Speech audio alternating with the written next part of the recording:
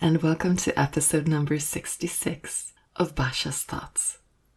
The other day I was inspired by something an astrologer Michael Lennox said in passing, and I thought today we could talk about it because I wanted to think about it more. It represents 4 different perspectives, 4 different ways of looking at life and of living life very differently.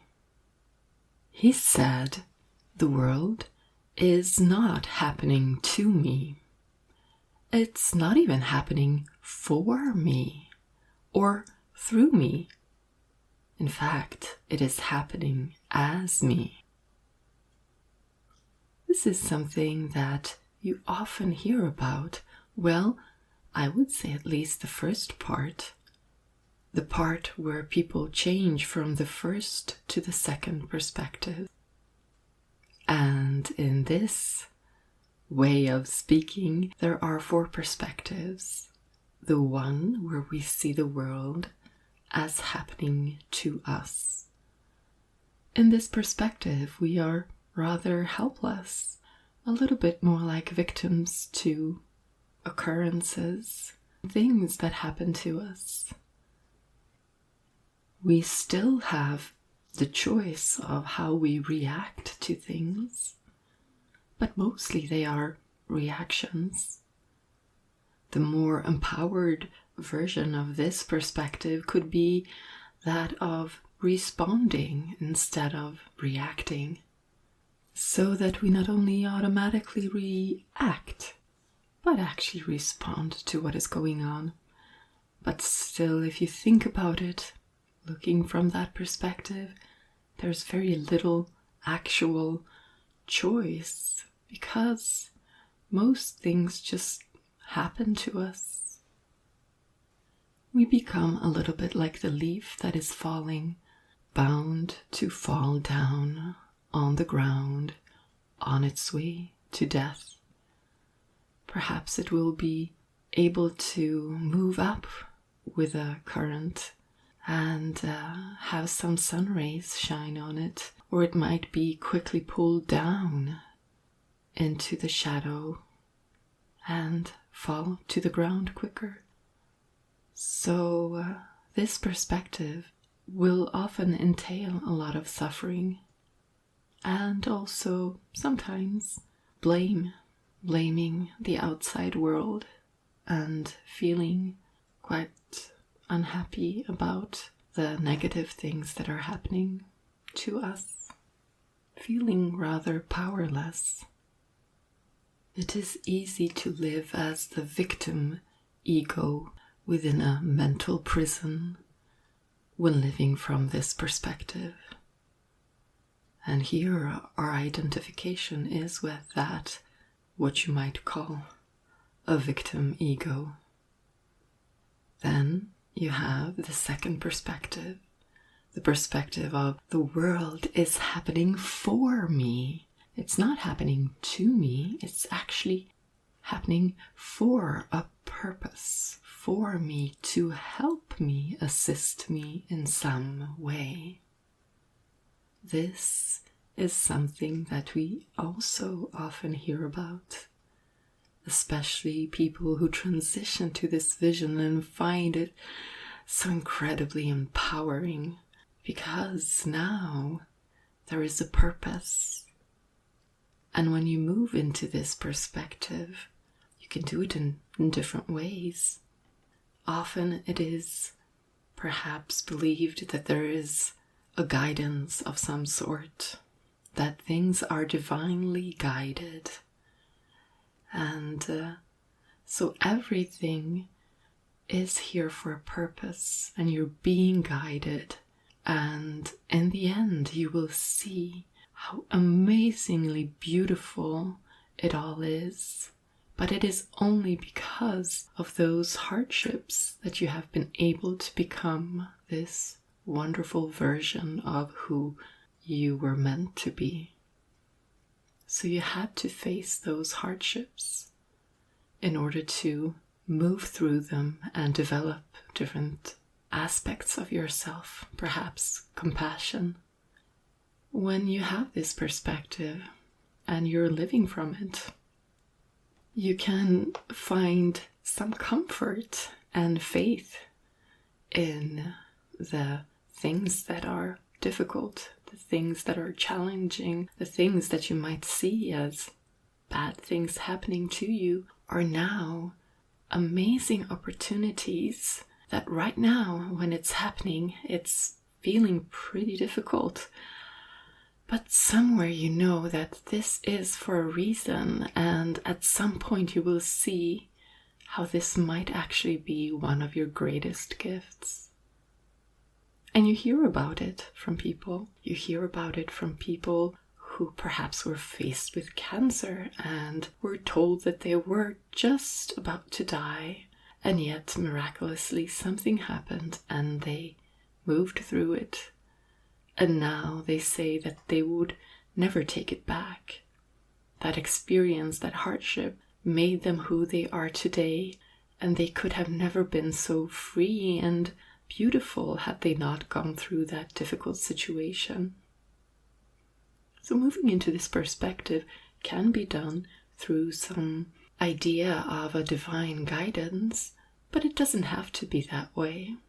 You can move into it based on experience and logic, where you see that indeed, actually, even based on our biases and our negativity bias, where we learn so much more from difficulty than we learn from the good times, it would be logical to think that were you to go through an impactful difficulty, it would teach you more. And so, this may always be seen as an opportunity. Every hardship might have the seed of great learning, and the probability of learning from it is greater than learning from beautiful times. You become the grateful receiver. You might not know exactly why and how things will work out, but you know that if you get through this, somehow you will be grateful for the lessons learned. And so, when you have that perspective, you tend not to suffer as much. You tend not to go as deeply into the suffering that you have. The victim ego that one had identified with shifts. You are now the grateful receiver, and there's something bigger. You're on a journey. There's a purpose. You're moving somewhere. You might be opening to being divinely guided. Perhaps there's something more, something greater, or at least this beautiful journey and ability to move beyond that is inspiring you. Then there is the third perspective. The world is happening through me. This is where your identification shifts even more. This is a level that you sometimes hear about in different ways. One way is where you might have heard talk about the law of attraction types of thoughts, being the manifester of your reality. These things tend to start moving in that direction. And so very often one might be quite open to something larger being there, and something larger being something of the sort of a higher self, perhaps. There might be a soul, a higher self, something that you identify with. So it's not something divine outside there, and you are the human being that's being guided. You actually have access to it. There's a part of you that's there. Perhaps when you die, you go back to being that larger self. There are different theories, but the basic idea is that you're agency and your power increases even more. So you move from the victim, the leaf in the wind, to the person who sees a purpose and can actually rejoice in the challenges and move forward and develop and be open to something greater. And now, this something greater might actually be a part of you that you might somehow be able to utilize in your world. And in the law of attraction workshops, they try to teach you how to tap into that greater part of yourself, how to become the manifester of your reality. And this is a perfect place where you can start rebuilding that ego, but now you can build a spiritual ego. And you can start identifying, well, I am this greater higher self, or whatever name you might call it, and this is me, and I'm going to live and act from that. This is, of course, a trap if you start to identify too closely with it, but moving into this level feels really good. And you might find other ways of moving into it. It doesn't have to be the law of attraction workshop that takes you there. You might do it in quite different ways. It might automatically happen as you start meditating. There are certain types of meditation that when you do them, all of a sudden you do notice that synchronicities start to appear in your life. You can actually resolve things in ways that are much more efficient than you had access to before. And you might not know exactly how it works, but you notice that this happens.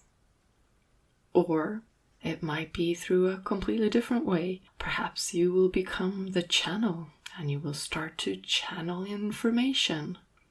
There are many different ways of getting into this level where the world seems to be happening through you, through this personality that is living here on earth, but you identify with something greater. This is not really you. And in fact, you don't need the law of attraction workshops at all to move into this level. Just meditation will move you into it as soon as you start loosening your grip on identification with this body, this mind, and this mind meaning these thoughts and feelings. They are just things that you experience, but they are not really you. When you're at this level, synchronicities abound. Beauty appears around you, and peace becomes your companion. And then you have the fourth level. The world is happening as me, not just through me, but actually as me. I am not just this little being. I am not just a human. I am not just a soul or a higher self or this divine being among other beings. I am actually all of it. I am the chair I'm sitting on, the air I'm breathing, the thoughts I'm having. This is the second phase of the enlightening process that we talked about in one of the podcasts, where we talked about the two phases. The first one was the process where you don't identify with things. You don't identify with, perhaps in the beginning, your car. And when you stop identifying with it, you might feel a little bit more free. And then you stop identifying with your ideas and body and thoughts and your feelings that are coming up and going, and perhaps yours, but not you. And as you let go of that, and you let go of the higher ego as well, the spiritual ego, the soul identification, as you let go of that too, you move into the second phase where you actually realize that all is you. And this is perhaps the highest phase I can imagine at this point, where you live as if the world is happening through you, because you are the world. All is one, and all is God. You have completely let go of identification. And so the companion that would appear, the companion that was peace and would appear in this third phase, the synchronicities, oh, they are still there and they abound, but they actually no longer matter as they did before. Whether you are in poverty or living as a king doesn't really matter, in the sense that right now there is no more suffering. This is the end of suffering. You may have pain, but you do not suffer. You're still living, going through experiences, but everything is happening as you,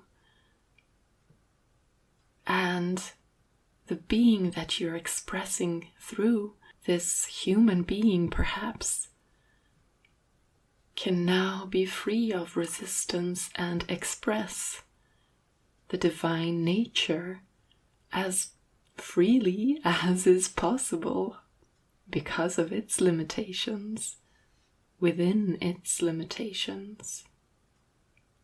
So that is the fourth phase, or the fourth perspective. And all four perspectives, if you have the view of all four of them, then you can actually see how going from one to the next level is a de-identification, letting go of identifying with specifics and moving into greater freedom and moving away from suffering. If you only see the first phase, you might not quite catch on to the de-identification aspect. Indeed, it might look more like a psychopathic type of move, where you're moving away from being the victim or being a humble victim into this person who now believes that everything revolves around them and is happening for them. Or you might think that moving into this even higher phase is even more egotistical, because now you see yourself as a type of divine being and the divine ego takes charge. But in fact, you don't have to suffer those consequences if you can make sure that you let go of those identifications as well. The identification with the empowered being, or the semi-god, or creator, and move on, letting go. Letting go and letting God, as someone once said. This is the journey through the four different perspectives.